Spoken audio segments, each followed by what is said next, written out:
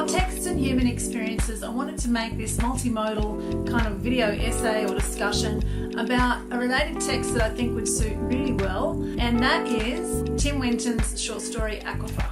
Aquifer is a short story as part of Tim Winton's short story cycle called The Turning, and it's about a gentleman who's a high school teacher who has some unresolved feelings of guilt and memories from his childhood about certain events that happened to him. He sees something on the news, he decides to go back to his hometown from where he was growing up, has a look at some of the changes, and he observes some of the ramifications of the crime that happened years ago when he was a child.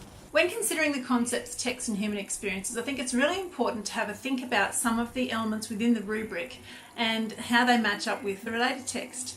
First of all, inconsistencies in human behaviour, so unevenness, instability and irregularity in human behaviour.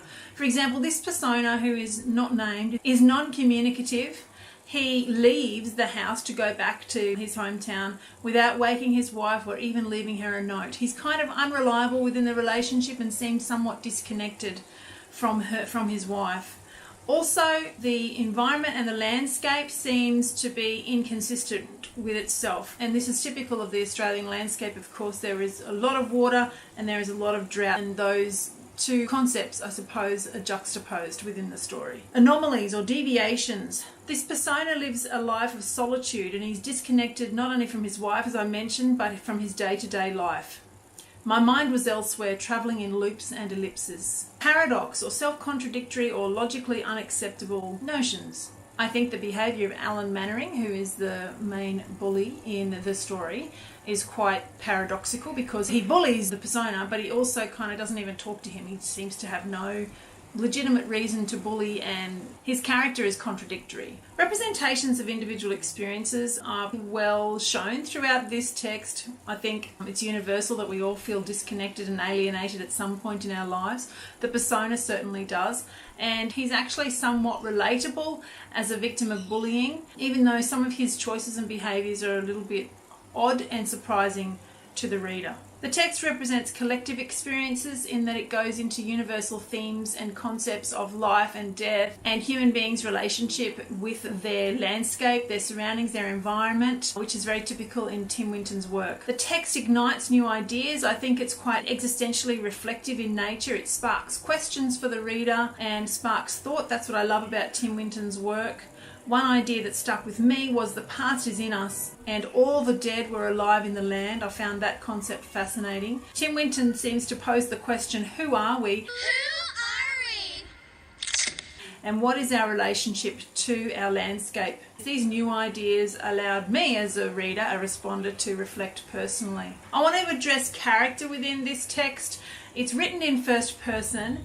There is a no-named, as I said before, persona, and the fact that he is not named creates a sense of detachment for the responder as well. It's kind of ironic that the persona is a high school teacher because he's kind of naive about what's going on around him. He's detached, he's grim, and later he becomes obsessive at around page 49 about this defining event that occurred in his life. He lives with a quiet desperation that seems to haunt him, and we as the responders are intrigued as to what drives his return to the scene of the crime.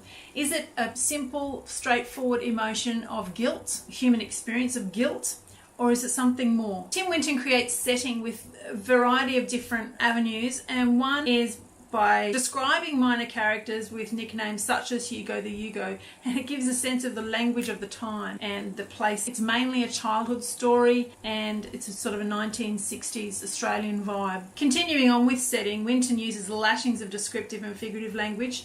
The description of the 1960s suburban Angeles with a nearby bush creates a sense of setting stuck in time through the use of auditory images such as the hiss of cicadas and the crow song. Figurative language such as the bush rolled and twisted like an unmade bed. The landscape is like a character. It's personified with the swamp eye and the mud being veinous. The drilling gives us the sense of something imposing that is doing damage to the environment, which aligns with Winton's views about land conservation.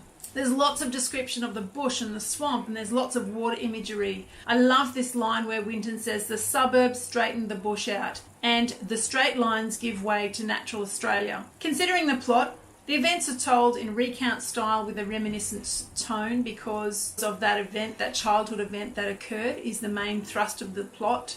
Winton puts motifs in which I think are really effective. He's got the red telephone booth representing time. He's got water, as I mentioned before, evaporated, precipitated, percolated. Water seems to represent the past. This quote, "The past is in us, things are never over," really stuck with me. My neighbour had gotten into everything. He was artesian. Winton talks about dew, sweat, rain and all other types of water. And the style of this particular short story is reminiscent and anecdotal, with the tone being quite reflective. I also like how Winton uses the water imagery. The use of anaphora in I thought of Alan Mannering raining. I thought of him in lettuce. I considered him bearing mosquito larvae.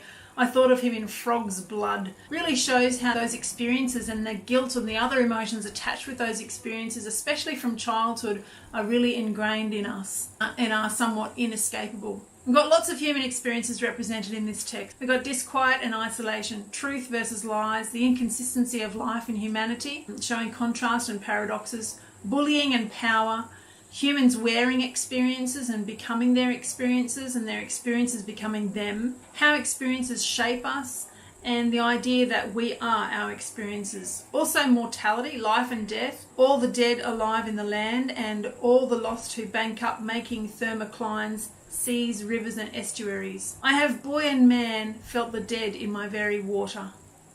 And I think that highlights the responsibility and the accountability that he needed, the persona needed, and the guilt that stayed with him into adulthood.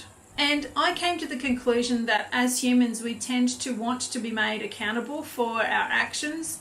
We yearn to have a reckoning, and I think Winton kind of poses that question. I also think Winton's point is he always comes back to the strong connection with the land that human beings have, that it's almost a spiritual connection with the land and that we can't extricate ourselves from the environment in which we live. Because we've used 1984 as our prescribed text, I wanted to look at some of the links between 1984 and Aquifer, the short story. Like Winton, the persona is disconnected from society and a victim in many ways.